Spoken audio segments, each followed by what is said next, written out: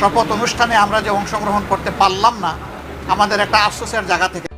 প্রিয় দর্শক, আপনারা জানেন বাংলাদেশের নির্বাচন হয়েছে। সেই নির্বাচনে কিন্তু দুটি ভোট দেওয়া হয়েছিল। একটি হচ্ছে সংস্কারের পক্ষে গণভোট, আরেকটি হচ্ছে জাতীয় সংসদ নির্বাচনের ভোট। সেই গণভোটে কিন্তু বিপুল ভোটে হা জয়যুক্ত হয়েছিল। মানুষ কিন্তু জেনে বুঝে হা ভোট দিয়েছিল, কেননা জুলাই অভ্যুত্থানের সময় যে শহীদরা শহীদ হয়েছে, যারা আহত হয়েছে, তাদেরকে স্বীকৃতি দেওয়ার জন্য কিন্তু এরকম হা ভোট দিয়ে জয়যুক্ত করেছে সাধারণ জনগণ।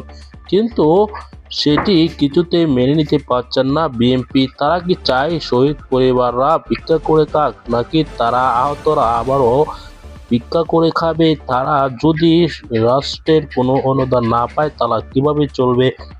যদি এরকমটা হয় তাহলে অতীতে যে কোনো প্রধানমন্ত্রী স্বৈরাচার হয়ে গেলে কিন্তু কেউ রাস্তায় নামবে না।